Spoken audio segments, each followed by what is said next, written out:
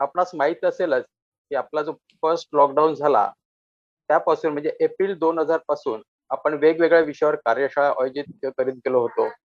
आणि आजचा आपला जो विषय आहे तो म्हणजे लिकेज. आणि ह्या लिकेज जो विषय आहे त्यात आपण दोन्ही अँगलने चर्चा करणार आहोत. एक तर टेक्निकल आणि लिगल. टेक्निकल मध्ये सोर्स ऑफ लिकेज, त्याच्यानंतर त्याचं प्रिव्हेंटिव्ह मेजर, नंतर रेमेडीज, आणि लिगल पॉइंट मध्ये BPMC act, MRTP act, bylaws provision, RERA, MOFA, ह्या सगळे जेवढे जे ऍक्ट आहेत आणि त्याबरोबर काही हायकोर्ट जजमेंट आहेत, त्याच्यानंतर कोऑपरेटिव्ह कोर्टाच्या जजमेंट आहेत, कंझ्युमर कोर्टाच्या जजमेंट आहेत, त्या सुद्धा आपण डिस्कस करणार आहोत. आणि हा हा हा जो लिकेज संदर्भात मार्गदर्शन करण्यासाठी आज आपल्याकडे ऍडव्होकेट श्रीप्रसाद परब आहेत. ऍडव्होकेट श्रीप्रसाद परब हे म्हणजे बिफोर परस्युइंग ऍडव्होकेटच्या अगोदर ते स्ट्रक्चरल इंजिनियर होते, लायसन्स सर्वेयर्स होते, चार्टर्ड इंजिनियर आहेत. त्याच्यामुळं त्यांच्या एवढं मार्गदर्शन करणाऱ्या ह्या लिकेज ह्या टॉपिकला मला वाटतं कोण असूच शकत नाही की ज्यांच्याकडे दोन्ही अनुभव आहे. एक तर लिगल अनुभव आहे की जे आता प्रॅक्टिस करतात, त्याने ते त्यांची ती फर्म होती ती बंद केली आणि आता संपूर्ण त्याने त्यांचं जे कॉन्सन्ट्रेशन जे आहे ते लॉ फील्डमध्ये वळवलेलं आहे. पण पूर्वी त्याने बऱ्याचशा स्ट्रक्चरल ऑडिट्स केलेल्या, बऱ्याचशा सोसायट्यांचं लॉ फील्डमध्ये येण्याच्या अगोदर त्याने ऑडिट केलेलं आहे. त्याच्यामुळे त्यांच्या एवढं मार्गदर्शन करणार आपल्याकडे आज कोणी असू शकणार नाही. मी ऍडव्होकेट परब साहेबांना विनंती करतो की आपण आमचे जे आजचे श्रोते आहेत त्यांना लिकेज संबंधी मार्गदर्शन करावं. ऍडव्होकेट श्रीप्रसाद परब साहेब. धन्यवाद म्हात्रे सर. सर्वप्रथम म्हात्रे सर, आमचे लाडके म्हात्रे सर, नवी मुंबई हाऊसिंग फेडरेशनचे ज्यांनी हा कार्यक्रम आयोजित केलेला आहे त्यांचं मी आभार व्यक्त करतो. आणि आमचे मित्र राजा नलावडे साहेब जे सहकार बँकिंग या क्षेत्रामध्ये जे अग्रगण्य आहेत तर त्यांचंही मी इथे स्वागत करतो.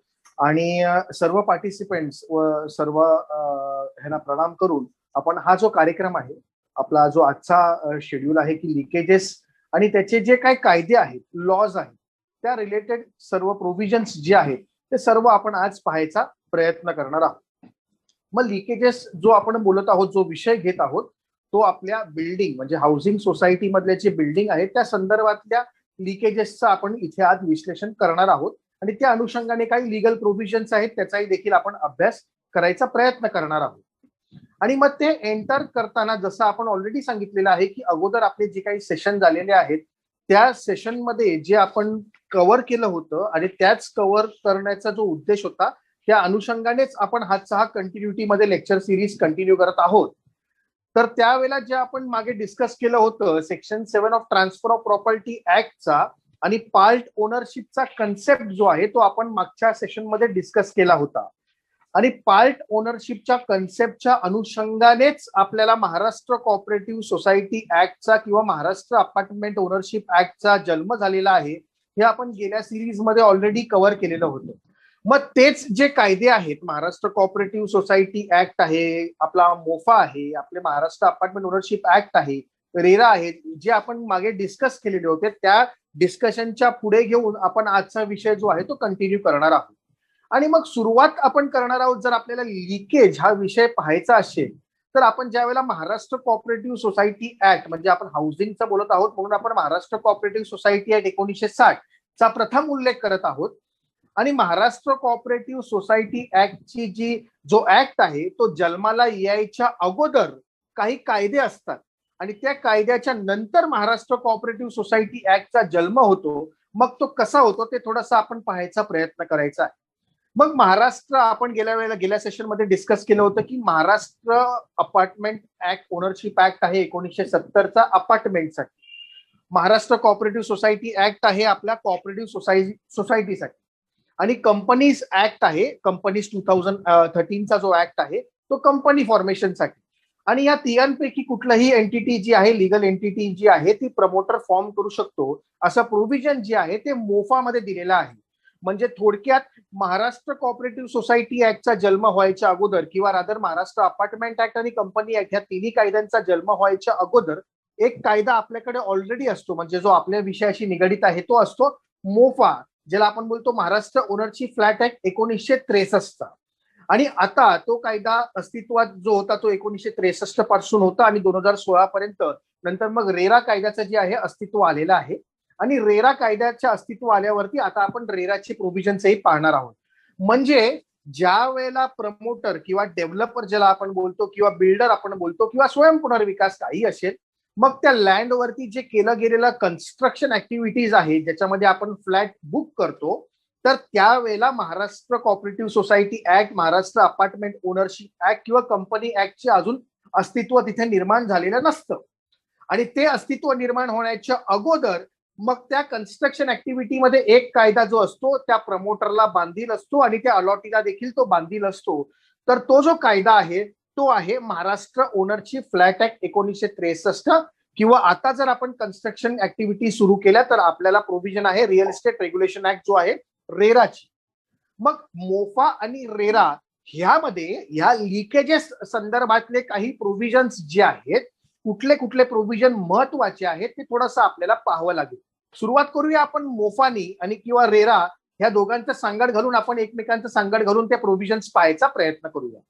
तर जर आपण मोफाचे प्रोव्हिजन्स बघितले आणि मोफामध्ये ज्या वेळेला आपण सेक्शन 3 मध्ये एंटर करतो तर तिथे दिलेलं आहे जनरल लायबिलिटीज ऑफ प्रमोटर. तर प्रमोटरच्या कुठल्या कुठल्या लायबिलिटीज आहेत त्या सेक्शन 3 मध्ये दिलेल्या आहेत. मग कुठल्या कुठल्या लायबिलिटीज आहेत तर जर आपण सेक्शन 3 वाचलात तर त्यामध्ये promoter shall disclose true facts, true आणि मटेरियल फॅक्ट्स जे आहे ते त्याला डिस्क्लोज करणं गरजेचं आहे. मग कुठल्या संदर्भातले ट्रू आणि मटेरियल फॅक्ट्स जे आहेत ते डिस्क्लोज करणं गरजेचं आहे. मग त्याला पहिलं तर टायटल संदर्भातले फॅक्ट्स डिस्क्लोज करणं गरजेचं आहे. मग उदाहरणार्थ त्याचं टायटल त्या प्रॉपर्टीमध्ये आहे की नाही आहे हे त्याला डिस्क्लोज करणं गरजेचं आहे. किंवा कुठल्या आधारावरती त्यांनी त्या प्रॉपर्टीमध्ये डेव्हलपमेंट राईट्स एस्टॅब्लिश केलेले आहेत, हे सर्व फेअर आणि ट्रू फॅक्ट्स जे आहेत हे सगळे मटेरियल फॅक्ट्स जे आहेत ते अलॉटीला डिस्क्लोज करणं गरजेचं आहे.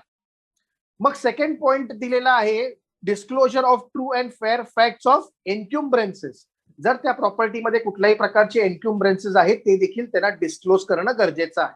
आणि त्याच प्रोव्हिजन मध्ये सी पार्ट मध्ये दिलेलं आहे की जे प्लॅन्स आणि स्पेसिफिकेशन्स आहेत, ज्या आराखडा जो आपण बोलतो जो अप्रूव्ड झालेला आहे कॉम्पिटंट अथॉरिटीकडनं, तो जो आराखडा आहे आणि जे स्पेसिफिकेशन्स आहेत त्या कन्स्ट्रक्शन ऍक्टिव्हिटीचे ते देखील डिस्क्लोज करणं गरजेचं आहे. त्यानंतर डी पार्ट मध्ये दिलेला आहे disclosure of fixtures, fittings, amenities etcetera etcetera. म्हणजे फिक्चर्स, फिटिंग्स, एम्युनिटीज त्या ज्या कन्स्ट्रक्शन ऍक्टिव्हिटीमध्ये होणाऱ्या आहेत त्या देखील त्याला स्पेसिफाय करणं गरजेचं आहे. अलॉटीनी फ्लॅट बुक करायच्या अगोदर त्याला ह्या सगळ्या गोष्टी डिस्क्लोज करायच्या आहेत. अलॉटीला ह्या सर्व गोष्टींची माहिती द्यायची आहे. आणि आपला लिकेजच्या संदर्भातला विषय असल्यामुळे आपण स्ट्रेस आउट करत आहोत प्लॅन्स, स्पेसिफिकेशन, फिक्चर्स, फिटिंग्स आणि एम्युनिटीज संदर्भात. त्यानंतर सेक्शन 3 नंतर जर आपण पुढे मूव्ह केलं तर तिकडे एक सेक्शन 6 आहे. किंवा आपण रेराला जर कम्पेअर करत सायमल्टेनियसली चाललो तर जसा मोफामध्ये सेक्शन 3 आहे तसा रेरामध्ये सेक्शन 4 आहे. ज्या वेळेला तो प्रमोटर जो आहे त्याला कंपल्सरी ऍप्लिकेशन करणं गरजेचं आहे रेरा रजिस्ट्रेशनसाठी. आणि रेरा रजिस्ट्रेशन सर्टिफिकेट मिळाल्यावरती त्याला त्या वेबसाईटवरती, त्या पोर्टलवरती जी आहे ती सर्व माहिती पुरवायची आहे. ज्या माहितीचा उल्लेख आपण सेक्शन 3 मोफामध्ये केला त्या सर्व माहिती सेक्शन 4च्या रेराच्या अनुषंगाने त्या अपलोड करणं प्रमोटरला गरजेचं आहे. मग रेरा आणि मोफाचे आपण ह्या गोष्टी सेक्शन 2 प्रोव्हिजन्स पाहिल्या. मग त्यानंतर मोफामध्ये सेक्शन 6 मध्ये दिलेलं आहे की प्रमोटरची जी लायबिलिटी आहे ती कुठपर्यंत आहे तर ती कन्व्हेन्स ऑफ द प्रॉपर्टी पर्यंत आहे. म्हणजे जोपर्यंत प्रॉपर्टीचं हस्तांतरण होत नाही पूर्णपणे तोपर्यंत त्या प्रमोटरची लायबिलिटी आहे असं सेक्शन 6 मध्ये म्हटलेलं आहे. तेच प्रोव्हिजन जर आपण रेरामध्ये पाहिले तर ते सर्व प्रोव्हिजन्स जे आहेत ते सेक्शन 11 सब क्लॉज 4 मध्ये दिलेले आहेत रेराच्या. आणि 11 सब क्लॉज 4 जो आहे तो सांगतो the promoter shall be responsible for all the obligations, functions and responsibilities as per the provisions of the act, rules, regulations किंवा agreement for sale. जो आपला agreement for sale आपण जो LOT बरोबर करतो तो देखील याच्यामध्ये समाविष्ट करण्यात आलेला आहे. आणि हे सर्व गोष्टींसाठी रेस्पॉन्सिबिलिटी घेतलेली आहे till till the conveyance of the property. म्हणजे जोपर्यंत कन्व्हेन्स होत नाही तोपर्यंत तो जो प्रमोटर आहे तो त्या अलॉटीं बरोबर किंवा त्या असोसिएशन ऑफ अलॉटी बरोबर तो बांधील आहे, त्याची लायबिलिटी तिकडे एस्टॅब्लिश केलेली आहे. मग आपण मोफाचा सेक्शन 6 पाहिला आणि इथे रेराचा आपण सेक्शन 11 सब क्लॉज 4 पाहिला. त्यानंतर मोफामध्ये दिलेला आहे सेक्शन 7 जर आपण पाहिलात तर no addition alterations when the plans and specifications are disclosed and suppose any addition and alteration has to be done, it has to be done by the consent of the allottees. असं section 7 मोफामध्ये म्हटलेलं आहे. म्हणजे जर addition आणि ऑल्ट्रेशन्स करायची असतील प्रमोटरला, जो त्यांनी आपल्याला प्लॅन दाखवलेला होता फ्लॅट बुक करण्याच्या अगोदर आणि जो आपल्या अग्रीमेंटमध्ये प्लॅन लावलेला आहे, तर त्या प्लॅनच्या व्यतिरिक्त त्याला काही ऍडिशन ऑल्ट्रेशन्स करायचे असतील तर त्याला कन्सेंट घेणं मॅन्डेटरी आहे. सेम प्रोव्हिजन जी आहे ती आपल्या रेरानीही एस्टॅब्लिश केलेली आहे. जर आपण सेक्शन 14 बघितला, सेक्शन 14 सब क्लॉज 3 जो आहे तो जर पाहिला तर तिथे दिलेलं आहे की ते जे ऍडिशन ऑल्ट्रेशन्स आहेत ते तुम्हाला 2/3 कन्सेंटच्या अगोदर तुम्हाला करता येणार नाही. म्हणजे अलॉटी 2/3 अलॉटीस ची कन्सेंट घ्यावी लागेल. जेवढ्या अलॉटीसनी तुमच्याकडे फ्लॅट बुक केलेला आहे तेवढ्या 2/3 अलॉटीसची कन्सेंट घेतल्याशिवाय तुम्ही तुमच्या प्रोजेक्टमध्ये तुमच्या त्या प्लॅन स्पेसिफिकेशन्स मध्ये कुठलाही प्रकारचा बदल करू शकत नाही.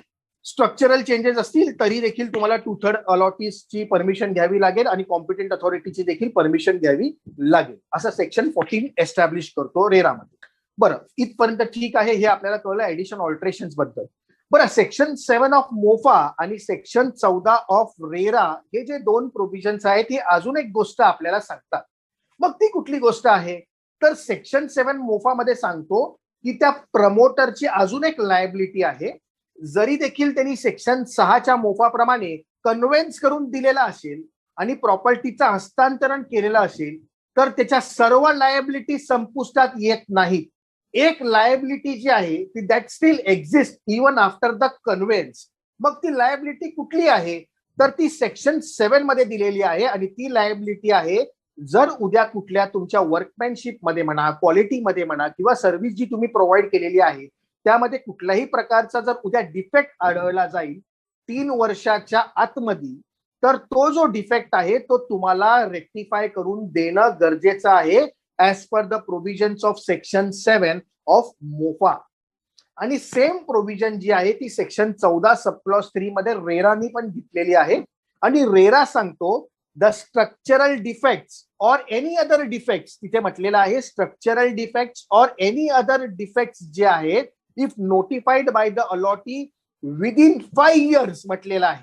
जे मोफानी पहिलं 3 वर्ष म्हटलं होतं ते रेरा आता सांगतो की विदिन 5 years म्हणजे 5 वर्षापर्यंत त्या प्रमोटर बिल्डर डेव्हलपरची रेस्पॉन्सिबिलिटी आहे की जर स्ट्रक्चरल डिफेक्ट्स असतील किंवा एनी अदर डिफेक्ट असतील in the workmanship, quality or services which is been provided by the promoter, then after the notice issued by the allottee, the promoter has to rectify such defects within 30 days.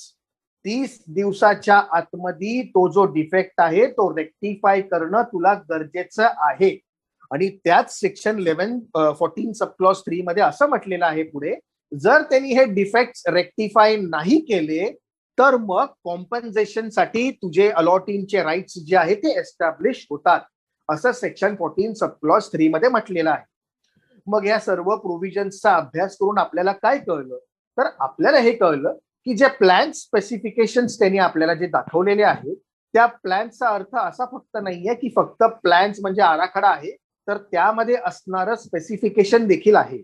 Specification जे आहे ते कसं आहे तर आपण जे agreement for sale करतो किंवा आपण सेल डीड करतो प्रमोटर बरोबर, तर त्या अग्रीमेंट फॉर सेल मध्ये पाठीमागे एनेक्शर लावलेले असतात आणि त्या एनेक्शर मध्ये स्पेसिफिकेशनही लिहिलेलं असतं. ते जे स्पेसिफिकेशन असतं ते कुठलं असतं तर अम्युनिटीजचं असतं. तुमच्या फ्लॅटमध्ये कुठले कुठले अम्युनिटीज प्रोव्हाइड केलेले आहेत, तर तुमच्याकडे कुठल्या प्रकारची टाईल आहे, कुठल्या प्रकारचं आरसीसीचं बांधकाम आहे, कॉन्क्रीटची क्वालिटी कुठली आहे, ग्रेड कुठला आहे, आरसीसी स्टील म्हणजे स्टील जे यूज करणार आहे त्या रिइन्फोर्समेंट स्टीलचा कुठला ग्रेड आहे, हे सर्व त्या स्पेसिफिकेशन मध्ये स्पेसिफाय केलेलं असतं.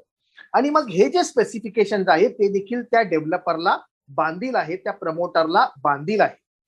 मग हे जे स्पेसिफिकेशन दिलेले असतात हे कुठून असतात, हे कुठून आलेले आहेत, ह्याची निर्मिती कुठून झालेली आहे, तर आपल्याकडे कन्स्ट्रक्शन ऍक्टिव्हिटीमध्ये काही इंडियन स्टँडर्ड कोड्स निर्माण केलेले आहेत. काही कोड्स निर्माण केलेले आहेत. ते कोड्स जे आहेत ते स्पेसिफाय करतात की कुठल्या प्रकारचं जे आहे कन्स्ट्रक्शन ऍक्टिव्हिटी केली गेली पाहिजे. थोडक्यात तो जो ग्रेड ऑफ कॉन्क्रीट आहे तो मिनिमम किती असावा, त्याची ताकद मिनिमम किती असावी, हे सर्व आपल्या IS कोडनी स्पेसिफाय केलेलं आहे. पूर्वी जर आपण बघितले, पूर्वीचे आपले जे कन्स्ट्रक्शन होते त्यावेळेला M15 ग्रेड वगैरे कॉन्क्रीट यूज करायचे आणि माइल्ड स्टील कन्स्ट्रक्शन ऍक्टिव्हिटीमध्ये यूज करायचे. पण आताचं जे कन्स्ट्रक्शन आहे ते जर आपण बघितलं तर M25 ग्रेडचं कॉन्क्रीट आहे आणि सगळे रिइन्फोर्समेंट स्टील जे आहे ते आता टॉर स्टील आहे. म्हणजे माइल्ड स्टील आता यूज करत नाही, कंपल्सरी टॉर स्टील जे आहे ते IS कोडनी रेकमेंडेशन दिलेलं आहे. सर्व सांगण्याचं तात्पर्य एवढंच आहे की हे सर्व कोड्स, ह्याचं स्पेसिफिकेशन जे आहे ते सर्व ह्या कोड्स मधनं जे दिलेली माहिती आहे त्या अनुषंगाने कन्स्ट्रक्शन करायचे स्पेसिफिकेशन आपल्या एनेक्शर मध्ये समाविष्ट करण्यात येत आहे. आणि मग या स्पेसिफिकेशन प्रमाणे त्या प्रमोटरला काम करायचं आहे. जर त्या प्रमोटरनी ह्या स्पेसिफिकेशन प्रमाणे काम केलं तर भविष्यामध्ये लिकेजेसची संभावना जी आहे ती मिनिमाइज होऊन जाते.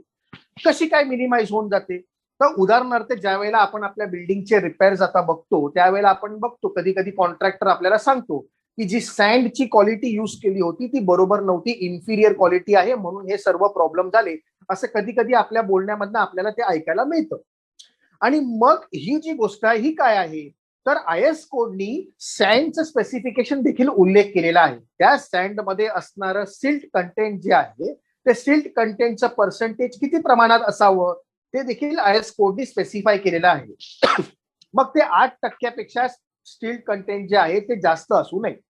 आणि मग जर तशी रेती तुमच्याकडे आली आणि जर तुम्हाला कन्स्ट्रक्शन करायचं असेल आणि तुमच्याकडे काय पर्याय नाही आहे दुसऱ्या रेती संदर्भात, मग तुम्ही काय करायचं, मग IS कोड आपल्याला सांगतं की ती जी सँड आहे ती तुम्हाला वॉश करावी लागेल आणि त्याच्यातलं सिल्ट कंटेंट जे आहे, म्हणजे थोडक्यात त्याच्यामध्ये जी असणारी माती म्हणा, त्याच्यामध्ये असणारं जे सॉल्टचं कंटेंट म्हणा, तो सगळा जो आहे तो धुवून तुम्ही वॉश करून तो सिल्ट कंटेंट कमी करायचा आहे.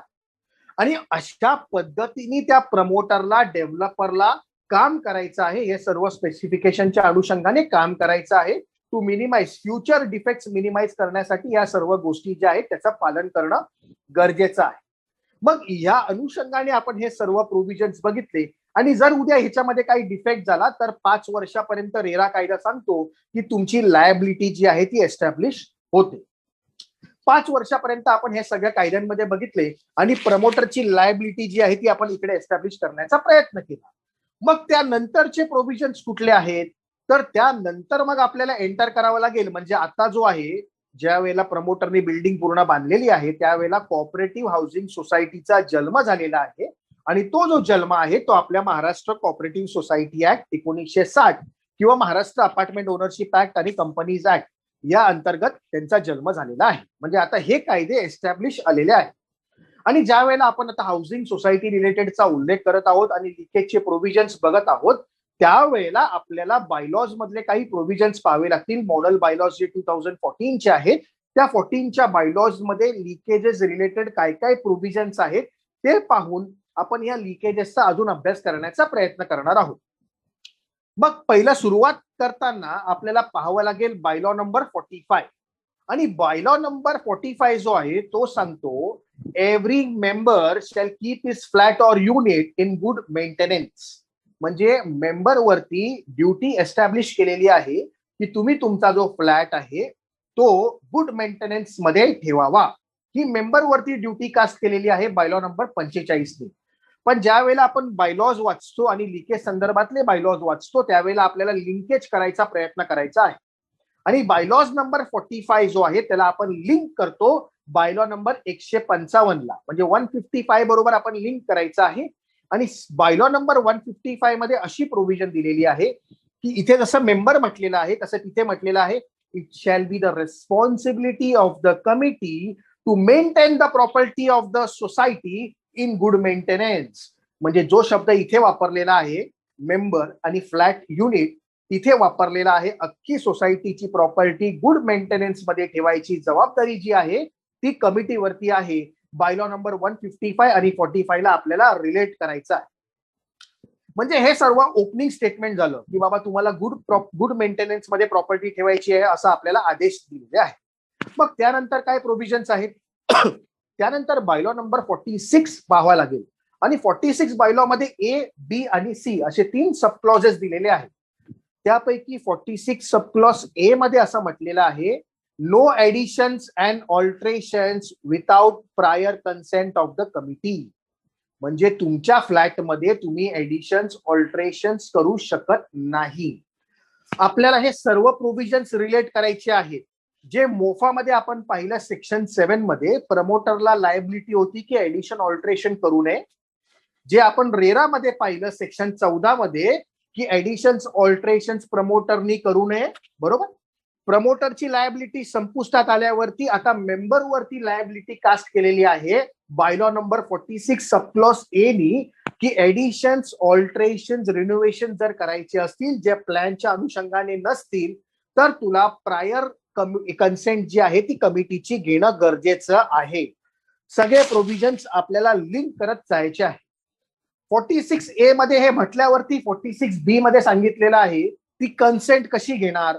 तर कन्सेंट घेताना ऍप्लिकेशन करावं लागेल कमिटीला. ते ऍप्लिकेशन सांगितलेलं आहे 46 सब क्लॉज बी मध्ये. आणि 46 सब क्लॉज सी मध्ये सांगितलेलं आहे, no structural amendments shall be done without prior consent of the competent authority. Competent अथॉरिटीच्या परमिशनच्या अगोदर तुम्ही कुठल्याही प्रकारचे स्ट्रक्चरल चेंजेस तुमच्या फ्लॅटच्या संदर्भात करू शकत नाही. हे प्रोव्हिजन्स आपल्याला फार इम्पॉर्टंट आहेत ज्यावेळेला आपण लिकेज संदर्भातला विषय बोलतो त्यावेळी. Bylaw number 46 A sub clause B sub clause C आपण पाहायचा प्रयत्न केला. Then we will enter into bylaw number 76. इथून आपल्याला जम्प करायचं आहे बायलॉ नंबर 76 मध्ये. का जम्प करायचं आहे कारण 46 सब क्लॉज सी काय सांगतो, स्ट्रक्चरल चेंजेस करायचे नाहीत. स्ट्रक्चरल हा जो वर्ड आहे तो परत आपल्याला 76 मध्ये पाहायला मिळतो म्हणून आपल्याला जम्प करायचा आहे बायलॉ नंबर 76 मध्ये. आणि बायलॉ नंबर 76 जो आहे तो आपल्याला सांगतो की सोसायटीनी स्ट्रक्चरल ऑडिट करणं गरजेचं आहे. मॅन्डेटरी प्रोव्हिजन दिलेली आहे. आणि मग ती मॅन्डेटरी प्रोव्हिजन जी आहे ती कशी आहे तर खाली दिलेलं आहे, ज्या बिल्डिंगचं एज 15 वर्षाच्या वरती आहे आणि 30 वर्षाच्या आतमध्ये आहे त्यांनी once in 5 years structural audit करायचं आहे. आणि ज्या बिल्डिंगचं एज 30 वर्षाच्या वरती आहे त्या बिल्डिंगनी दर 3 वर्षांनी म्हणजे once in 3 years structural audit करणं गरजेचं आहे. हे स्ट्रक्चरल ऑडिट काय आहे तर स्ट्रक्चरल ऑडिट थोडक्यात जसं आपण आपल्या डॉक्टरकडे जातो आणि सांगतो की मला मेडिकल चेकअप करायचं आहे तर माझ्या बॉडीचा मेडिकल चेकअप करण्यासाठी एक एक्सपर्ट आहे ज्याला आपण डॉक्टर असं संबोधतो. आणि मग तो डॉक्टर आपल्याला तपासून बघतो आणि मग आपल्याला सांगतो की तुझ्यामध्ये काही इश्यूज आहेत की नाही आहेत ते आपल्याला डॉक्टर सांगतो. सेम वे आपल्या प्रॉपर्टीचं आपल्या बिल्डिंगचं जे हेल्थ चेकअप आहे ते एका एक्सपर्ट कडनं करून घ्यायचं आहे आणि त्या एक्सपर्टचं नाव आहे स्ट्रक्चरल इंजिनियर. मग हे स्ट्रक्चरल इंजिनियर कोण असतात तर हे जे म्युन्सिपल आपले जे कॉर्पोरेशन्स आहेत त्यांच्या एम्पॅनलमेंट मध्ये त्यांच्या लिस्टमध्ये जे स्ट्रक्चरल इंजिनियरची एक लिस्ट असते त्याच्यापैकी आपण स्ट्रक्चरल इंजिनियर्स आपला निवडू शकतो. ज्या ज्युरिस्डिक्शन मध्ये तो स्ट्रक्चरल इंजिनियर प्रॅक्टिस करतो, उदाहरणार्थ जर नवी मुंबई कॉर्पोरेशन असेल तर नवी मुंबई कॉर्पोरेशनची एक सेपरेट लिस्ट आहे त्यामधनं आपल्याला निवडायचं आहे. जर आपली प्रॉपर्टी मुंबईमध्ये आहे तर आपल्याला बीएमसीची एक लिस्ट आहे स्ट्रक्चरल इंजिनियरची त्यामधनं आपण चूज करू शकतो. मग हे एक्सपर्ट आहेत जे आपल्या प्रॉपर्टीचं आपल्या बिल्डिंगचं हेल्थ चेकअप करून देणार आहे. मग ही लोक काय करतात, ही लोक येऊन काय करतात, काय हेल्थ चेकअप करतात तर जसं आपलं शरीर आहे आपण आपल्या शरीराला बिल्डिंग बरोबर रिलेट केलेलं आहे. तर जर आपण बिल्डिंग मध्ये ज्या फ्लॅटमध्ये आपण राहत आहोत त्या फ्लॅटमध्ये जे सीलिंग आहे त्याला आपण रूफ बोलतो, त्याला आपण स्लॅब बोलतो. तो असतो आरसीसीचा, रिइन्फोर्स सिमेंट कॉन्क्रीट. म्हणजे त्याच्यामध्ये कॉन्क्रीट असतं आणि स्टीलही असतं. आणि मग त्या स्लॅबचं कार्य काय असतं की त्या स्लॅबवरती जो येणारा लोड आहे त्या स्लॅबवरती जो काही लोड येत आहे त्याला आपण लाईव्ह लोड किंवा डेड लोड असं बोलतो. तो लोडचा सक्षमपणे त्या स्लॅबनी रिस्टेन केलं पाहिजे किंवा त्याला त्या उचलण्याची क्षमता पाहिजे. मग त्यावरती लाईव्ह लोड कुठलं असतं तर आपण जे मनुष्य प्राणी जे काही चालतो वगैरे त्याच्यावरती तर आपलं जे काही वजन असतं ते त्या स्लॅबवरती पडतं. प्लस डेड लोड म्हणजे जे काही फर्निचरचं वगैरे वजन असतं किंवा त्या स्लॅबचं स्वतःचं काही वजन असेल, हे सर्व वजनाला आपण डेड लोड बोलतो. आणि live load plus dead load plus factor लावून तो स्लॅब जो आहे तो डिझाईन केला जातो. मग तो स्लॅब वरती जे येणारा लोड आहे ते राईट हँड साईडला आणि लेफ्ट हँड साईडला आपल्याकडे बीम्स आहेत. आपल्या भिंतीच्या वरती बीम्स असतात, आरसीसी बीम्स. त्या बीम्स वरती ते लोड जे आहे ते ट्रान्सफर केलं जातं.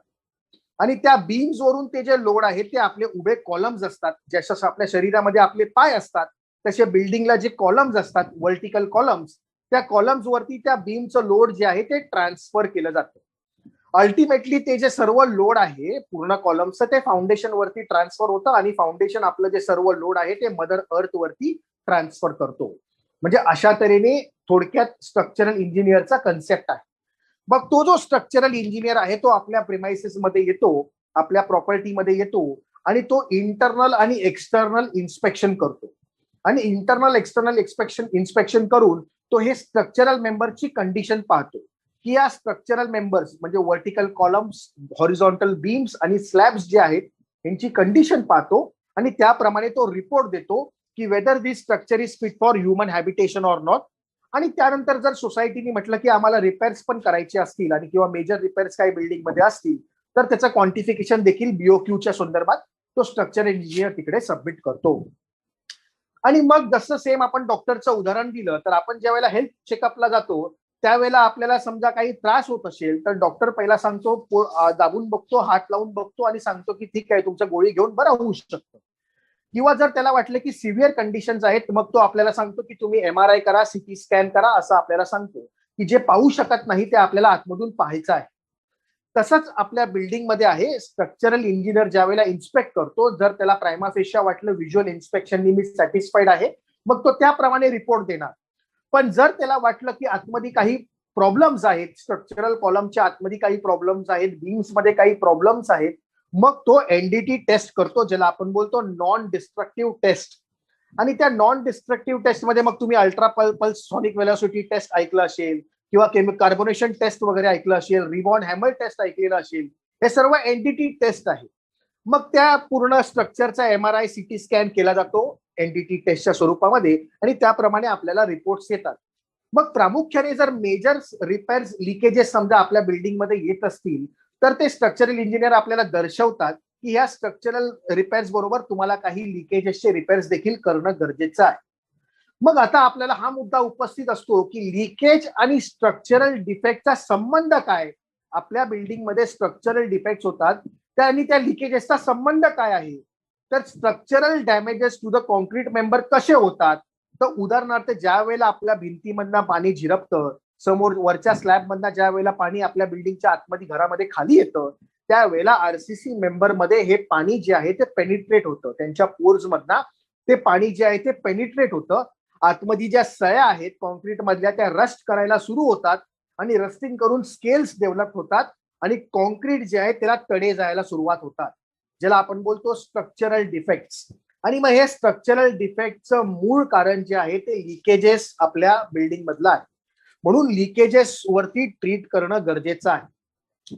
तर काही सोप्या सोप्या गोष्टी आहेत जसं की उदाहरणार्थ बाहेरून प्लॅस्टर मधनं होणारं लिकेज जे आहे किंवा मॅक्सिमम लिकेज जे आहे ते जॉईंट्स मधनं होतं. स्ट्रक्चरल मेंबर आणि भिंतीच्या जॉईंट मधनं जे लिकेजेस होतं तिथे ट्रीटमेंट करणं गरजेचं आहे. टेरेस वॉटरप्रूफिंग जे असतं तिथून लिकेज होतं.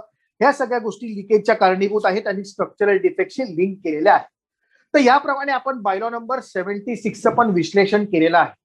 परत आपल्याला रिटर्न यायचं आहे. बायलॉ नंबर 46 पर्यंत आपण पाहिलं होतं. आता आपल्याला बायलॉ नंबर 47 मध्ये एंटर करायचं आहे.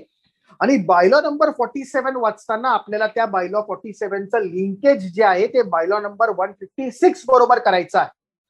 मग बायलॉ नंबर 47 आणि बायलॉ नंबर 156 काय सांगतो की जर उद्या आपल्या प्रॉपर्टीमध्ये काही मटेरियल डिफेक्ट्स आपल्याला आढळले ऑन अवर ओन मोशन किंवा आपल्याला जर कुठल्या मेंबरनी कंप्लेंट केली तर मग आपल्याला ते जिथे लिकेज आहे ते प्रॉपर्टी ती साईट जी आहे ती व्हिजिट करायची आहे. व्हिजिट करताना जर आपल्याला वाटलं की आपल्याला एक टेक्निकल एक्सपर्ट जो आहे तो आपल्या बरोबर ठेवायचा असेल तर आपण एक एक्सपर्ट आर्किटेक्ट किंवा स्ट्रक्चरल इंजिनियर यांना बोलून आपल्या बरोबरही ठेवू शकतो आणि ती व्हिजिट प्रॉपर्टी जी आहे ती आपण व्हिजिट करू शकतो. आणि हे व्हिजिट करून आल्यावरती आपल्याला एक रिपोर्ट बनवणं गरजेचं आहे. सेक्रेटरीवरती एक ड्युटी कास्ट केलेली आहे की लिकेजेसचं इन्स्पेक्शन केल्यावरती एक रिपोर्ट बनवायचा आहे आणि तो रिपोर्ट जो आहे तो कमिटीला सबमिट करायचा आहे. म्हणजे थोडक्यात कमिटी मेंबरच्या मीटिंगमध्ये तो ठेवायचा आहे. तो रिपोर्ट काय आहे? तर रिपोर्ट आहे की आपल्याकडे 2 प्रोव्हिजन्स दिलेले आहे, बायलॉ नंबर 68 आणि बायलॉ नंबर 159 मध्ये. आणि ह्या 2 प्रोव्हिजन सांगतात की सोसायटीच्या अखत्यारीमध्ये असलेले रिपेअर्स आणि मेंबरच्या अखत्यारीमध्ये असलेले रिपेअर्स, म्हणजे दोघांकडे असलेले repairs, cost of the repairs कोणी बेअर करायची, सोसायटीने करायची का मेंबरनी करायची, हे सर्व विश्लेषण बायलॉ नंबर 68 आणि बायलॉ नंबर 159 मध्ये दिलेलं आहे. मग हा रिपोर्ट करायचा आहे की जे डिफेक्ट झालेला आहे, जे लिकेजेस आहेत ते कोणी ट्रीट करायचं, कोणाच्या अखत्यारीमध्ये येतं, सोसायटीच्या येतं का मेंबरच्या येतं, आणि तो रिपोर्ट जो आहे तो कमिटीच्या मीटिंगमध्ये ठेवायचा आहे. मग आता आपण मगाशी बायलॉ नंबर 68 चा उल्लेख केला आणि बायलॉ नंबर 159 चा उल्लेख केला. तर कुठले कुठले रिपेअर्स जे आहेत, लिकेजेस आहेत, ते जे सोसायटीच्या अखत्यारीमध्ये येतात, तर सोसायटीच्या अखत्यारीमध्ये येणारे लिकेजेस आहेत जसं की आपले एक्सटर्नल वॉल्स आपले जे असतात, पेरिफेरी वॉल्स आहेत, त्या वॉल्स मध्ये कुठल्याही प्रकारचा डिफेक्ट असेल किंवा लिकेज असेल, सीटेज असेल प्लॅस्टरमध्ये, ते सर्व सोसायटीच्या अखत्यारीमध्ये येतं. त्याच्यामध्ये उतरणारे ड्रेनेज लाईन्स आहेत, तुमचे पाईप लाईन्स आहेत, तिथे कुठे लिकेज असेल, ग्रीन व्हेजिटेशन असेल, तर या सर्व गोष्टी ज्या आहेत त्या सोसायटीच्या अखत्यारीमध्ये येतात. आपला टेरेस आहे, टेरेसचे पॅरेपेट वॉल आहेत, हे देखील सोसायटीच्या अखत्यारीमध्ये येतं. स्टेअरकेस, पॅसेज, कॉमन एम्युनिटी जेवढ्या आहेत, तिथे इथून होणारा काही लिकेज असेल तर ते देखील सोसायटीच्या अखत्यारीमध्ये येतं. अजून 2 गोष्टी इम्पॉर्टंट आहेत. तिकडे असं एक वाक्य दिलेलं आहे, structural repairs of all the roofs of all the flats. प्रत्येक फ्लॅटचं जे सिलिंग आहे त्याचं स्ट्रक्चरल रिपेअरची जबाबदारी सोसायटीवरती ड्युटी कास्ट केलेली आहे. का सोसायटीवरती कास्ट केलेली आहे? आपण बऱ्याच वेळेला न्यूजपेपरमध्ये बघतो की सिलिंग पडलं आणि माणसांचा मृत्यू झाला किंवा माणसाला सिरियस इंजुरी झाली. मग या गोष्टीसाठी स्ट्रक्चरल मेंबर ऑफ द सिलिंगची जबाबदारी जी आहे ती सोसायटीवरती ड्युटी दिलेली आहे की त्यांच्या अखत्यारीमध्ये ते रिपेअर्स येतात. किंवा टॉप फ्लोर फ्लॅट असतील, ज्याचे गच्चीच्या खालचा जो फ्लॅट असेल त्याचा सिलिंगचा डॅमेज प्लास्टर असेल, काही डॅमेज मेंबर्स असतील, तर ते सगळे सोसायटीच्या अखत्यारीमध्ये येतात. हे सगळं सांगितलेलं कुठे आहे? बायलॉ नंबर 68 आणि बायलॉ नंबर 159A मध्ये. आता जर हे सर्व इथे सोसायटीच्या अखत्यारीमध्ये आहे तर मग मेंबरच्या अखत्यारीमध्ये कुठल्या गोष्टी आहेत? मग मेंबरच्या अखत्यारीमध्ये बायलॉ नंबर 159B आणि 68B मध्ये सांगितलेलं आहे की the provisions, the leakage, the points which are not covered under 159A or 68A, those are entitled for the members. म्हणजे जे मेंबर्सनी त्याचं रिपेअर्स करणं गरजेचं आहे असं बायलॉ नंबर 159B सांगतो. आणि मग त्याचं एक्सपेंडिचर कोणी करावं? समजा बाहेर सोसायटीच्या अखत्यारीमध्ये आहे तर सोसायटी त्याचा खर्च करेल, पण समजा इंटरनल काही गोष्टी आहेत मग तिकडे दिलेला आहे the expenditure of the leakages, internal leakages due to toilet म्हणा किंवा सिंक म्हणा, shall be borne by the consent flat holders. Consent flat होल्डर्सनी ते जे एक्सपेंडिचर आहे ते बॉर्न करायचं आहे. मग आपल्याला थोडक्यात बायलॉ नंबर 159B ची प्रोव्हिजन कळली, 68B ची प्रोव्हिजन पण आपल्याला कळली. मग हे सर्व खर्चाचं जे आहे ते देखील आपल्याला सेक्रेटरीला रिपोर्टमध्ये मेन्शन करायचं आहे की एवढे रिपेअर्स जे आहेत ते आपल्याला कॅरी करायचे आहेत आणि त्याला लागणारा जो काय खर्च आहे, एस्टिमेट आहे, ते एवढं अप्रॉक्सिमेट आहे. आणि तो जो रिपोर्ट आहे तो कमिटी मेंबरच्या मीटिंगमध्ये टेंडर करायचा आहे. Now will again come back to bylaw number 47B and 47 subclause C. 47 subclause B सांगतो की सोसायटीच्या अखत्यारीमध्ये असलेली जी काही कॉस्ट आहे आणि समजा तो जो रिपेअर्स इंटरनल देखील असेल, समजा काही मेंबर्सच्या घरामध्ये स्ट्रक्चरल रिपेअर्स असतील आणि त्यामुळे काही लिकेजेस होत असतील, तर ते जर सोसायटीच्या अखत्यारीमध्ये येत असेल तर सोसायटीने रिपोर्ट बनवायचा आहे आणि कमिटीला टेंडर करायचं आहे. एक नोटीस जी आहे ती त्या मेंबरला द्यायची आहे की आम्ही एवढ्या दिवसामध्ये काम करू इच्छितो, तुम्ही आम्हाला परवानगी दे आतमध्ये काम एंट्री करण्याची. आणि ती परवानगी जर त्यांनी नाकारली तर मग आपण कॉम्पिटंट अथॉरिटीकडे किंवा आपल्या ऑथॉरिटीने आपण आतमध्ये एस्टॅब्लिश करून आपण आतमध्ये शिरकाव करू शकतो. तर हे सर्व प्रोव्हिजन 47B मध्ये आहे. बरं, मग खर्च किती करावा? समजा सोसायटीच्या अखत्यारीमध्ये रिपेअर्स असतील आणि तो जर खर्च जो आहे तो कमिटी मेंबरच्या लिमिटच्या बाहेर असेल तर मग तो कसा करावा? बाहेर असेल याचा अर्थ काय? तर we have to refer bylaw number 157. आणि बायलॉ नंबर 157 सांगतो जर आपल्या सोसायटीच्या मेंबरची संख्या 25 पर्यंत असेल तर आपल्याला खर्च जो करायची लिमिट आहे ती 25,000 पर्यंत आहे. आपल्या जर मेंबरची संख्या 26 पासून 50 पर्यंत असेल तर आपल्याला खर्च करायची रक्कम जी आहे ती 50,000 पर्यंत आहे. आणि जर आपल्या मेंबरची संख्या 51 पेक्षा जास्त आहे तर मग आपल्याला खर्च करण्याची जी क्षमता आहे ती आपल्याकडे 1,00,000 रुपयापर्यंत आहे. म्हणजे कमिटीच्या अखत्यारीमध्ये फक्त 1,00,000 रुपये मॅक्सिमम खर्च तुम्ही करू शकता. जर हे रिपेअरची कॉस्ट जी आहे ती 1,00,000 रुपयापेक्षा जास्त असेल तर बायलॉ नंबर 157 सांगतो की then you have to compulsory call general body meeting. आणि in that special general body meeting तुम्हाला रेझोल्युशन पास करावं लागेल की आपल्याकडे हे रिपेअर्स जे करणं गरजेचं आहे आणि हे रिपेअरची रक्कम जी आहे ती 1,00,000पेक्षा जास्त आहे तर आपल्या जनरल बॉडीने त्याची मान्यता घेणं गरजेचं आहे. आणि त्याप्रमाणे 47B मध्ये आपण ते रिपेअर्स इंटरनल देखील करून घेऊ शकतो. 47 सबक्लॉज सी जो आहे तो स्पेसिफिक जो आहे तो सांगतो की जर समजा वरच्या फ्लॅट मधनं खालच्या फ्लॅटमध्ये गळती होत असेल, टॉयलेट्स मध्ये म्हणा किंवा तुमच्या किचन सिंक मधना म्हणा, जर गळती होत असेल मग त्यासाठी दोन्ही मेंबर्स जे आहेत कन्सर्न फ्लॅट होल्डर जे आहेत त्यांनी तो लिकेजचा एक्सपेंडिचर करायचा आहे. पण त्यासाठी सेक्रेटरीवरती परत ड्युटी कास्ट केलेली आहे की सेम वेनी तू त्या फ्लॅटचं इन्स्पेक्शन करायचं आहे. तुला जर वाटलं तर टेक्निकल एक्सपर्टला तू तुझ्या बरोबर घेऊ शकतोस. त्यानंतर त्याचा रिपोर्ट बनवायचा आहे. तो रिपोर्ट कमिटी मेंबरच्या मीटिंगमध्ये सबमिट करायचा आहे. ते रिपेअरची कॉस्ट जर मेंबरनी करायची असेल तर त्याला एक नोटीस पाठवायची आहे की within so and so days तू ते काम जे आहे ते करून घे, नाहीतर आपल्या स्ट्रक्चरल मेंबरला डॅमेज होत आहे. जर त्या मेंबरनी त्या नोटीसचं पालन नाही केलं आणि ते काम नाही केलं तर परत सोसायटीवरती ड्युटी आलेली आहे. मग सोसायटीला सांगितलेलं आहे की तुम्ही सेक्रेटरीला ड्युटी कास्ट केलेली आहे की तुम्ही तिथे आतमध्ये एंटर करून त्या कामगारांकडनं ते काम तुम्ही करून घेऊ शकता. आणि ते जे काम तुम्ही करून घेतलेलं आहे त्याला जो लागणारा खर्च केलेला आहे सोसायटीने तो तुम्ही ऍज ए ड्यूज म्हणून त्या मेंबर्सकडनं कन्सर्न मेंबर्सकडनं रिकव्हर करू शकता. अशी प्रोव्हिजन आपल्याला बायलॉ नंबर 47 सबक्लॉज सी मध्ये दिलेली आहे. हे सर्व आपण लिकेजेसचे प्रोव्हिजन्स पाहिले. आणि मग नंतर आहे 48 बायलॉ नंबर 48 मध्ये आपल्याला एक सबक्लॉज बी पाहायचा आहे जिकडे न्यूसन्स शब्दाचा उल्लेख केलेला आहे. आपल्या इंडियन पिनल कोड मध्ये देखील न्यूसन्स शब्दाचा उल्लेख केलेला आहे. आपल्या बीपीएमसी ऍक्ट, आपल्या एमएमएमसी ऍक्ट मध्ये देखील न्यूसन्स शब्दाचा उल्लेख केलेला आहे. आणि हे न्यूसन्स, अनॉयन्स, इंजुरी, डेंजर वगैरे आपण जर काय फ्लॅटमध्ये आपल्याला होत असतील, दुसऱ्याला मेंबरला होत असतील आपल्यामुळे, तर ते आपल्याला त्याचं कट करणं किंवा ते कमी करणं हे आपलं कार्य आहे. आणि त्यासाठी सेक्शन बायलॉ नंबर 48 मध्ये सबक्लॉज डी मध्ये ती न्यूसन्सची प्रोव्हिजन दिलेली आहे. मग हे आपण बघितलं लिकेजेस संदर्भातले प्रोव्हिजन्स. मग लिकेजेस कुठले कुठले आपल्याला केले पाहिजे थोडक्यात जर आपण त्याची समरी केली तर मॅक्सिमम जे लिकेज होतात ते आपल्याला एक्सटर्नल वॉल्स मधनं होतात. म्हणजे पाणी जे आहे ते एक्सटर्नल वॉल्स मधनं आतमध्ये झिरपतं. तर बाहेरचं प्लॅस्टर जे आहे ते आपल्याला करणं गरजेचं आहे. ज्या वेळेला आपण बाहेरचं प्लॅस्टर रिपेअरिंग करतो त्यावेळेला आपल्याला हे बघायचं आहे जर स्ट्रक्चरल मेंबर्स मध्ये स्ट्रक्चरल डॅमेजेस असतील तर स्ट्रक्चरल रिपेअर्स पण आपण करून घ्यायचे आहेत. त्याला पॉलिमर मॉडिफाईड रिपेअर्स आहेत किंवा मायक्रो कॉन्क्रिटिंग आहे, या सर्व गोष्टींनी आपण स्ट्रक्चरल रिपेअर्स देखील करू शकतो.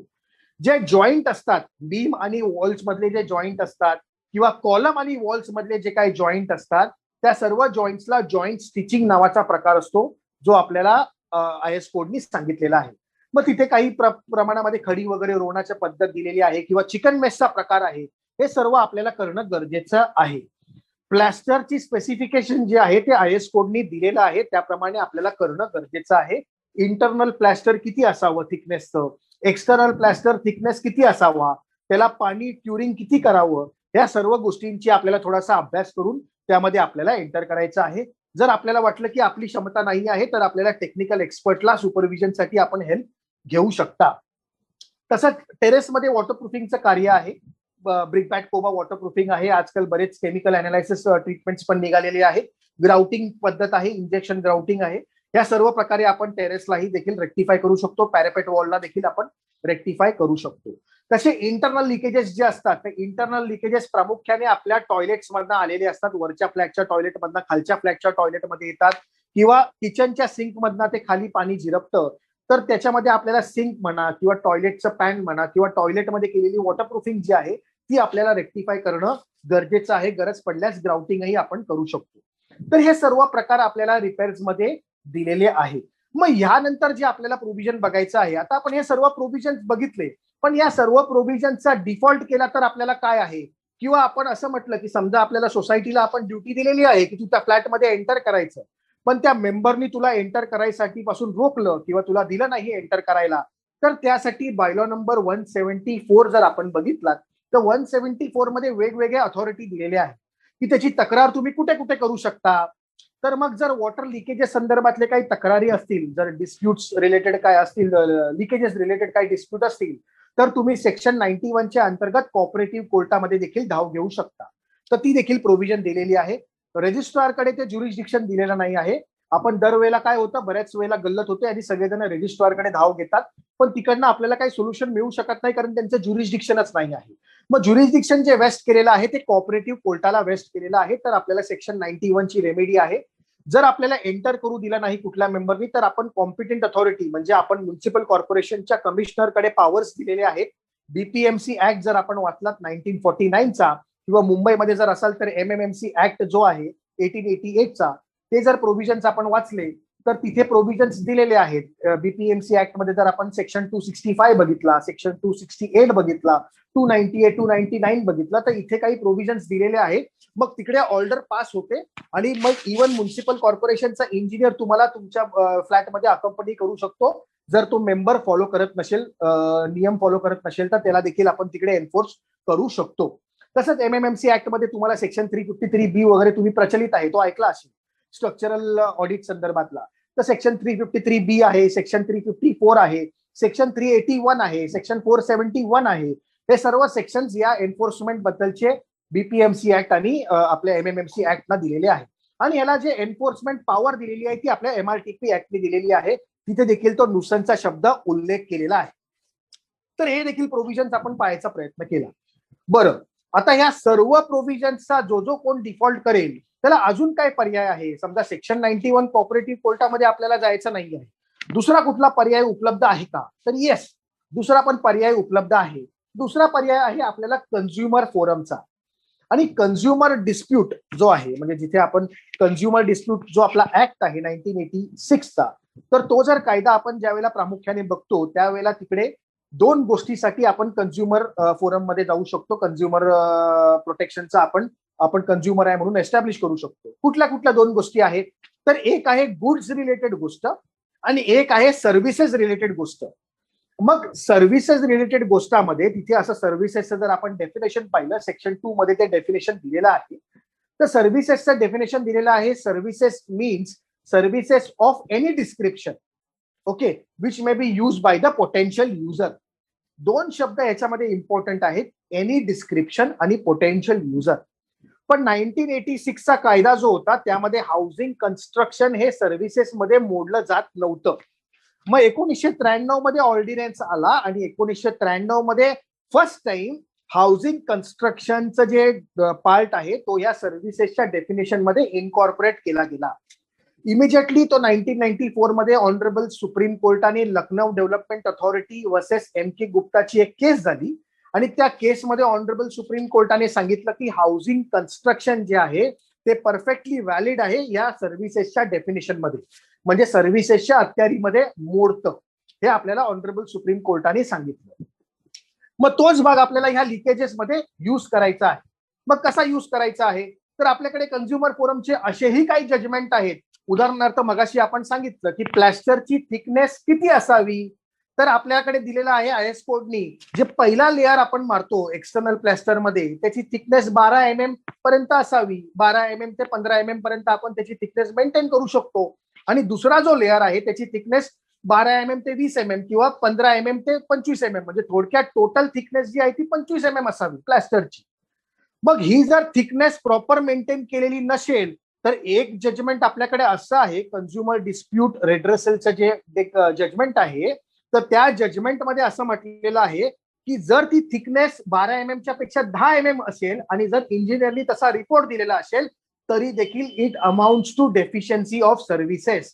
आणि रुद्रव्यास नावाची एक जजमेंट आहे, त्या रुद्रव्यासची जर आपण जजमेंट पाहिली तर रुद्रव्याच्या जजमेंटमध्ये 12 mm च्या प्लॅस्टरच्या ऐवजी 10 mm चं प्लॅस्टर केलं होतं आणि त्या 10 mm च्या प्लॅस्टरमुळे लिकेजेस झाले होते. म्हणून कन्झ्युमर डिस्प्यूट कमिशननी सांगितलं होतं की तुम्ही डेफिशियन्सी केलेली आहे आणि तुम्हाला कॉम्पन्सेशन देणं गरजेचं आहे. असं त्या 2 mm च्या प्लॅस्टर मध्ये देखील आपल्याला एक जजमेंट मिळालेलं आहे. आणि मग असे बरेच जजमेंट आहेत. इव्हन आपल्याकडे असेही काही जजमेंट आहेत, आपल्याला माहिती असेल, ज्या वेळेला प्रमोटर जो आहे तो आपल्याला पजेशन देतो, अलॉटीला पजेशन देतो, त्यावेळेला एक पजेशन फॉर्म साईन करून घेतो आणि त्या पजेशन फॉर्म मध्ये लिहिलेलं असतं सर्व प्रकारची मी पाहणी केलेली आहे आणि सर्व फ्लॅट जो आहे तो सुस्थितीमध्ये आहे, कुठल्याही प्रकारचे डिफेक्ट्स त्याच्यामध्ये नाही आहे, असं आपण पजेशन लेटरच्या वेळेला तिथे डिक्लेरेशन देतो. पण ते डिक्लेरेशन दिलं असल्यास देखील जरी काही लिकेजेस झाले तरी देखील प्रमोटर त्या गोष्टीसाठी लायबल आहे. तुम्ही जर ब्रिगाडे डेव्हलपर्स प्रायव्हेट लिमिटेडची जजमेंट पाहिली तर त्या जजमेंटमध्ये ते देखील एस्टॅब्लिश केलेलं आहे की in spite of possession letter declaration still the promoter is liable for the defects carried out in the building. मग त्या देखील तिथे लायबल धरलेला आहे. आणि आपल्याकडे बरेच कन्झ्युमर फोरमचे जजमेंट हे सांगतात की जर समजा इंटरनल लिकेज जरी असलं, खालच्या फ्लॅटमध्ये लिकेज असेल वरच्या फ्लॅटच्या बाथरूम मधला, तर आपल्याला बायलॉ काय सांगतो की वरच्या फ्लॅट आणि कन्सर्न फ्लॅटनी तो खर्च करायचा आणि ते रिपेअर्स करायचे आहे. पण जर सोसायटीनी त्याचं कार्य केलेलं नसेल, कुठलं कार्य, तर बायलॉ नंबर 47 सबक्लॉज बी मध्ये जे सांगितलेलं आहे, सबक्लॉज सी मध्ये जे सांगितलेलं आहे की सोसायटीने फ्लॅट व्हिजिट करायचा, त्याला नोटीस द्यायची, खर्च किती आहे तो सांगायचा, नाहीतर रिपेअर्स करून घ्यायचे, हे जर कार्य सोसायटीने केलं नसेल तर सोसायटीला देखील त्या ब्रीचसाठी लायबल ठरलं जातं आणि सोसायटीकडनं देखील कॉम्पन्सेशन जे आहे ते मेंबर्सनी वसूल केलेलं आहे. कन्झ्युमर फोरमचे तसेही काही जजमेंट्स आपल्याकडे आहेत. तर मग ह्या जजमेंटची पण पाहणी आपण केली. मग ह्याचा थोडक्यात सगळ्याचं सार काय आहे, जर आपल्याला लिकेजेस हा विषय कन्क्लूड करायचा असेल तर आपल्याकडे एक बॉम्बे हायकोर्टचे बरेच जजमेंट आहे. तर रिसेंट जे 2018 मध्ये एक जजमेंट आलं होतं, आपले चीफ जस्टिस नरेश पाटील साहेब आणि गिरीश कुलकर्णी साहेबांचं जजमेंट होतं. तर त्यामध्ये त्या जजमेंटमध्ये असं म्हटलेलं आहे, शेवटी गिरीश कुलकर्णी साहेबांनी कन्क्लूड केलेलं आहे आणि रेश्मा बोंबैया म्हणून त्याचं ते जजमेंटचं हेडिंग आहे वर्सेस म्युनिसिपल कॉर्पोरेशन. तर त्या जजमेंटमध्ये असं गिरीश कुलकर्णी साहेबांनी म्हटलेलं आहे की unless and until the members resolve their dispute in an cordial atmosphere or in amicable way, तिथे एमिकेबल वेनी जर तो डिस्प्यूट रिझॉल्व्ह नाही केला तर मग फ्युचरमध्ये कुठलाही मेंबर तिकडे येऊन राहणं, अकोमोडेट करणं, पीसफुली राहणं शक्य होणार नाही. म्हणून डिस्प्यूट जर सोडवायचा असेल किंवा हे जे लिकेजेसचे इश्यू रिझॉल्व्ह करायचे असतील तर ते एमिकेबल वेनी करायचे आहेत. कोणी कोणी करायचे आहेत एमिकेबल वेनी, तर त्या दोन्ही मेंबर्सनी, म्हणजे वरती असलेल्या मेंबरनी, खालती असलेल्या मेंबरनी आणि सोसायटीच्या कमिटीनी देखील ते डिस्प्यूट जे आहे ते रिझॉल्व्ह करायचे आहे. त्या पूर्ण पॅरेग्राफ मध्ये तिथे असंही म्हटलेलं आहे, the dispute shall be resolved amicably and in accordance with the interference of the managing committee which is been elected by the same members. ज्या मेंबरनी त्यांना इलेक्ट करून दिलेलं आहे त्या मेंबरनी, त्या कमिटीनी आणि त्या मेंबर्सनी सगळ्यांनी मिळून एमिकेबली तो जो विषय आहे लिकेजेसचा तो रिझॉल्व्ह करायचा आहे. तो जोपर्यंत रिझॉल्व्ह होत नाही तोपर्यंत स्ट्रक्चर तुमचं सेफ राहत नाही. आणि ह्या प्रोव्हिजनचं जर ब्रीच केलं तर ब्रीचेस प्रमाणे तुम्हाला कॉम्पन्सेशन डॅमेजेस देखील द्यायचे आहे. तर अशा तऱ्हेने एकंदरीत लिकेजेस हा जो विषय आहे, जो आपल्याकडे लिकेजेसची ज्या प्रोव्हिजन्स आपण पाहायचा प्रयत्न केला आणि ह्या पूर्ण लिकेजेसच्या सब्जेक्टमध्ये आपण त्या सर्व प्रोव्हिजन्स जे आहेत ते कव्हर करायचा प्रयत्न केला. मी म्हात्रे सरांना विनंती करतो की सर तुम्ही कन्क्लूड करावं. नमस्कार. आजचा जो आपला विषय होता लिकेज, ह्याच्यात पण आपले पार्टिसिपंट फार चांगल्या प्रकारे तुम्ही पार्टिसिपेट केलं. जवळजवळ 100 आपले पार्टिसिपेंट्स या झूम ऍपवर होते आणि तुमच्यामुळेच हा जो आजचा प्रोग्राम हा सक्सेस झालेला आहे. त्यावेळेस मी तुम्हा सगळ्यांना मी धन्यवाद देतो आणि असेच तुम्ही आम्हाला कोऑपरेशन करत जा. आपण पुढच्या वीक मध्ये सुद्धा किंवा पुढच्या महिन्यात आपण एक नवीन विषय घेऊन तुमच्या समोर येतो. पुन्हा मी तुम्हाला सगळ्यांना धन्यवाद देतो. आपले राजा नलवडे सुद्धा आज आहेत, त्यांना सुद्धा मी धन्यवाद देतोय की ते त्यांचा अमूल्य वेळ देऊन ऍडव्होकेट राजा नलवडे आज आपल्या ह्या प्रोग्रामसाठी उपस्थित राहिले. आमच्या फेडरेशनचे डायरेक्टर सुद्धा आज उपस्थित आहेत, त्यांचं सुद्धा मी धन्यवाद देतोय. सर शिरीष कुलकर्णी साहेब इथे हजर आहेत, आपले रजिस्ट्रार कोऑपरेटिव्ह सोसायटीज. तर त्यांना मी विनंती करतो की त्यांनी 2 शब्द बोलावं आणि मग आपण कन्क्लूड करूया. मॅडम शिरीष कुलकर्णी साहेबांना जरा अनम्यूट करा ना. बोला बोला. हा, सर्वांना नमस्कार. मागील 1 तास आपण लिकेज या विषयावर ऐकत आहोत. लिकेज हा विषय केवळ कायद्याचा विषय आहे किंवा केवळ इंजिनियरचा विषय नाही, दोन्हीच त्याच्यामध्ये विषय येतो. तर त्या दोन्ही अँगलने स्वतः सर, जसं म्हात्रे साहेबांनी सुरुवातीला सांगितलं की सर स्वतः सिव्हिल इंजिनियर आहेत आणि प्लस लॉ मधला त्यांचा अभ्यास म्हणजे कोऑपरेटिव्ह ऍक्टचा अभ्यास देखील, आम्ही रजिस्ट्रार असलो तरी आमच्यापेक्षा त्यांचा जास्त अभ्यास आहे, मी अगदी नम्रपणाने नमूद करू इच्छितो. त्यांना थिअरी आणि प्रॅक्टिकल दोन्हीचा अभ्यास आहे. एवढंच नव्हे तर वेगवेगळ्या कोर्टाचे जजमेंट्स काय झालेले आहेत, इतकं अद्ययावत ज्ञान एकाच माणसाकडे मिळणं हे खरोखर अतिशय दुर्मिळ अशी गोष्ट आहे. आपल्याला सगळ्याला चांगला लाभ झालेला आहे. आमच्या दृष्टीने फायद्याचं म्हणजे हे लेक्चर की त्यांनी सांगितले की निबंधकाकडे याचं ज्युरिडिक्शन नाहीये. मला वाटतं ह्या लेक्चर मधला माझ्या दृष्टीने फायदेशीर किंवा निबंधका दृष्टीने महत्वाचा मुद्दा आहे. अर्थात विनोदाचा भाग सोडून द्या, परंतु निबंधकाकडे तक्रार अर्ज आल्यावर निबंधक संस्थेला सूचना देऊन प्रश्न सोडवायचा प्रयत्न करतात, पण कधी कधी लोकांच्या कमिटी असेल किंवा सभासद असेल यांच्या हट्टीपणामुळे किंवा चुकीच्या भूमिकेमुळे प्रश्न सोडवणं शक्य होत नाही. मग अशा वेळेस सक्षम न्यायालयात जाऊन निर्णय घ्या असं निबंधकाला न्यायालयाने सांगावं लागतं. तर ही एक गोष्ट मी नमूद करू इच्छितो. जाता जाता एवढंच म्हणेन की आपण नेहमी एक वाक्य ऐकतो, घर असावे घरासारखे नकोच नुसत्या भिंती, तेथे असावा प्रेम जिव्हाळा नकोच नुसती नाती. तर आता ह्याच्यावर मी जरा माझ्या वेगळ्या पद्धतीने सांगू इच्छितो की घर असावे घरासारखे नकोच नुसत्या भिंती, तर तेथे छत असावे भक्कम कोरडे नकोच थेंब गळती, असं मी करतो. असं घर असलं पाहिजे. आणि दुसरं जे कडवं आहे ते आपण वेगळ्या असण्याला लावू शकतो की तेथे असावा प्रेम जिव्हाळा नकोच नुसती नाती. आपण सोसायटीमध्ये राहतो, तिथं सभासद आणि मॅनेजिंग कमिटी असेल, जनरल बॉडी असेल, यांचं एक तिथं सुद्धा त्यांचं नातं असलं पाहिजे. ते प्रेम जिव्हाळ्याचं नातं असेल तर लिकेज असेल किंवा अन्य प्रश्न असतील ते सुटणं नक्की गरजेचं आहे. तर हे जे कवी आपण नेहमी जे ऐकतो हे आपण सोसायटीच्या कारभारात किंवा आपल्या दैनंदिन जीवनात सुद्धा आपण ते राबवू शकतो. माणसाला आयुष्यातला बराचसा काळ आपल्याला स्वस्थ मिळावं, आनंद मिळावा म्हणून आपण घरात राहतो, स्वतःच्या भाड्याच्या घरात राहायचं टाळतो माणूस. पण त्या घरात देखील जर त्याला स्वास्थ्य मिळालं नाही तर मग तो कुठेतरी नाराज होतो. तर या दृष्टिकोनातून सभासद असतील, व्यवस्थापक समिती सदस्य असतील, त्यांनी आपापली भूमिका चोख पार पाडली. बऱ्याच वेळा असं होतं की मी म्हणतो म्हणून असं, मी म्हणतो म्हणून तसं, बऱ्याच वेळा अज्ञान असतं, परंतु हे अज्ञान दूर करायचं काम हे अशा चांगल्या लेक्चर सिरीजमुळे होतं. मी या निमित्ताने अशी एक अतिशय चांगली सर्वांना उपयोगी अशी लेक्चर सिरीज आयोजित केली, त्याबद्दल नवी मुंबई हाऊसिंग फेडरेशनचं आभार मानतो. याशिवाय आपले श्रीप्रसाद परब साहेब यांचं देखील सर्वांच्या वतीने आभार मानतो. धन्यवाद. ठीक आहे, सर्वांचे आभार. विशेषतः शिरीष कुलकर्णी साहेब जे आपल्याकडे इथे उपस्थित राहिले त्यांचे विशेष आभार. म्हात्रे सरांचे आभार आणि सर्व पार्टिसिपेंट्सला मी वंदन करून आपण आजचा कार्यक्रम संपुष्ट ठेवूया. नेक्स्ट असंच सेशन जे आहे ते आपण जुलैमध्ये एक विषय घेऊन कंडक्ट करण्याचा प्रयत्न करूया. Thank you very much.